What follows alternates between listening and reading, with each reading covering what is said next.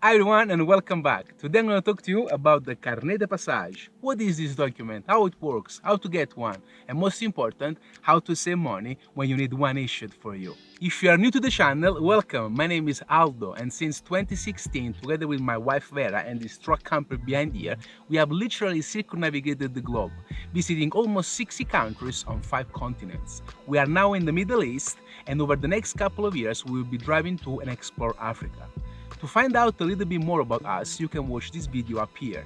This is our second carnet. We received it recently and it was used about a week ago to enter in Iran, the country where we are at the moment. Under our belt, we have over 100 border crossings, and the first carnet was used to enter Japan, some countries in Southeast Asia, and Australia. The information you will find in this video, like on our channel, are according to our very own personal experience and a real overland expedition around the world. What is a Carnet de Passage? The Carnet de Passage in Douane, that's how the French call it. From now on, I'm just gonna name it Carnet or CDP. It's the international customs document, obligatory in many countries around the world, that allows the duty-free temporary import of a private or commercial vehicle. In simple terms, it's the passport of your vehicle that permits for you to enter into a country and visit in it without having to pay custom taxes or duties on your arrival. It's recognized by the countries that have signed the New York Customs Agreement of 1954, and it is issued by automobile clubs. In our case, this is from the ADAC in Germany. In some countries it's compulsory, but in other ones it's just recommended. In some other countries I actually advise you not to use it at all. Later on in the video I will tell you which one are these countries and in which part of the world you can completely avoid using it, saving a lot of money. How a Carnet de Passage looks like. It is a multi-page printout, size A4, and it is written in English and French. On the cover you'll find the holder's name, the number of the carnet, the period of validity, and the issuing association. At the back of the cover, you have the full details of the vehicle that is guaranteed by the CDP, and a space at the bottom that is necessary in case of an extension. Right at the back, you have the full set of rules, and as well as the full list of the countries where this carnet is valid. It contains 25 or 10 pages depending on the type you are requested, and on each page there are the holder's name, carnet, and the vehicle details, as well as 2 receipts, one for entry and one for exit, and a matrix that cannot be separated from the booklet. Right at the end of the carnet there is the so-called certificate of location, it's the last page, and this is filled when you need to regularize your carnet when you return it to the issuing association, especially if there are some missing stamps from the country where it was used. Rules for use and how a Carnet de Passage works. Each page corresponds to a temporary stay in one of the countries listed at the back of the carnet and not crossed out. I will explain that in a moment. The period of stay is fixed by the legislation of the country you are in, but cannot exceed the period of validity of the carnet. For example, if you are allowed to stay 3 months in a country but the carnet expires in 1, you need to leave the country within that time frame or request an extension of the carnet. Upon entry, the customs officers will have to detach and retain the entry receipt, stamp the exit receipt, and also place a stamp on the import side of the matrix stub, indicating the date of entry and the place of entry. On exit, the customs officer will have to detach and retain the exit receipt and place another stamp on the exportation side of the matrix, again indicating the date of exportation and the place of exit.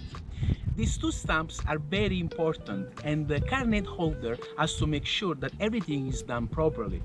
There have been cases that I had to take the hand of the officer and literally stamp my own carnet. Or like last time now in Iran, where the officer placed the entry stamp on the stub side exportation. So now I will have to make sure, exiting Iran, that everything is filled correctly. I don't blame them because here they write from right to left. Few notes to mention here. A carnet is like a personal passport. It's an important document that has to be jealously guarded. It is valid for 12 months but can be extended only once, and it's valid in the country where the extension is submitted. For example, if you are in Indonesia and your carnet is expiring, you can extend it up to 6 months. But if after 1 month you want to go to Australia, you will not have additional 5 months on the old carnet, but you will have to request a new one. For any changes, like the holder's details or the vehicle details, in case of loss, theft, deterioration, you will have to contact immediately the issuing association and wait for their instructions on how to proceed. How much does a Carnet de Passage cost? It costs a lot. In essence, to get one, you need to guarantee the issuing association, the automobile club, with a deposit, a sum of money that is necessary to cover eventual custom duties and taxes in case the vehicle will not leave the country within the permitted time. This also applies if the vehicle is sold, abandoned, or unfortunately even stolen. In case of theft, I believe that there are some circumstances where you can avoid losing the guarantee. But I've heard stories from other travelers and overlanders that they lost both the vehicle and the money of the carnet. If traveling around the world was easy, everybody would do it. There are two ways to guarantee these sums. The first one is through a bank deposit, and the second one is by purchasing an insurance. Now, the first method is our preferred because you will get this money back upon expiration of the carnet. On the other hand, it is true that by purchasing an insurance, you don't have to deposit large amount of money into a bank account. But with prices varying from 2.5 to 5% of the value insured, an insurance policy for an old motorhome can cost thousands of euros. We got a passing cloud. I'm so happy because it's a bit cool now. It was getting really hot, so sorry about the light. The methods vary according to the country where you apply to have your carnet issued.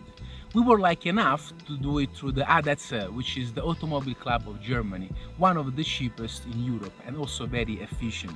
They do allow you to pay a deposit into a bank account, and this money will be then returned to you upon expiration of the carnet. Depending on the tier you selected and the country you want to visit, you will pay some money that is never higher than 2/3 of the commercial value of the guaranteed vehicle. And this is where I come in with what I was saying earlier about the countries that are crossed out. On our first carnet, we only had access to Australia, Japan, and some countries in Southeast Asia. We paid a lower deposit because it was the lowest of the tiers.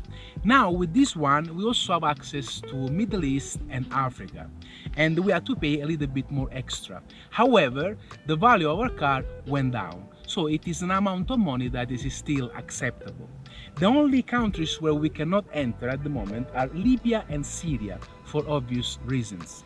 And this is also mentioned in every single page with a little red seal. In England, on the other hand, the issuing association requires you to purchase an insurance policy, so it's a cost.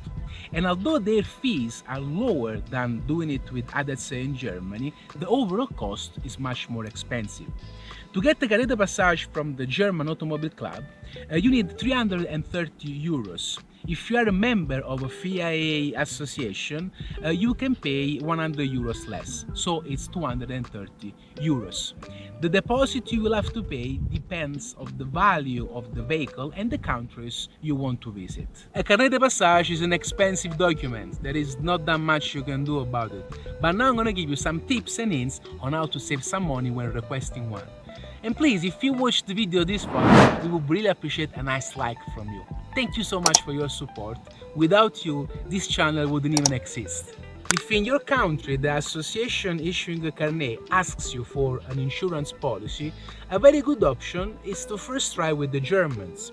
Now, ADAC does not issue carnet for vehicles that are not registered in Germany or that they are registered in countries where there is already a member of the FIA. However, sending them an email is something worth trying. You're gonna find the relevant links and this email address in the description of this video. Another good alternative, and I know that they also ask you to leave a deposit in the bank, is the Automobile Club of Switzerland. Finally, another very good option is the one to get in touch with the automobile clubs of Eastern Europe. They really have some favorable conditions, and they also give the option to leave a bank deposit. If you are serious in getting a carnet, this is what you need to do. Basically, navigate through the websites of all the automobile clubs in Europe and send them nice emails. And you will see that you will get your carnet for that desired trip to Iran or another nice, beautiful destination in Africa. And now the most important question. Do you really need a Carnet de Passage to drive around the world with your own vehicle or motorhome? Well, in one word, yes. Especially if you want to set your tires in each continent on Earth. In Oceania, for example, both Australia and New Zealand require it. You could try to import and export your vehicle, but this is a lengthy process and it is not really realistically feasible. Also, I'm not really sure that you will be able to get your import taxes refunded upon leaving these countries. There are countries in Africa and the Middle East where you could try to go there without the carnet and get the temporary one issued at the entrance, but this is always a risk. And in the long run, the loss of time and the cost will be higher than doing these countries with the carnet. Having said this, there are some countries where the Carnet de Passage is accepted and recommended, but I advise you not to even be bothered about it. Just don't get one. I'm talking about the Americas. Each and every one of you can realize the dream of driving the Pan American Highway without needing a carnet. You just simply need to ask at the entrance of each country for a tip, a temporary import permit. It's free and you will get an allowance that varies between 1 month to 1 year stay.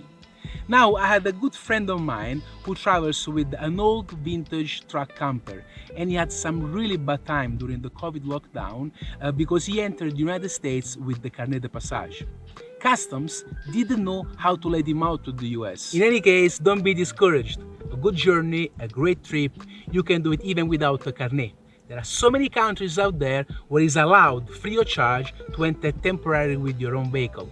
Don't go anywhere because here on the right there is the video not to be missed. Thank you for watching, see you next time.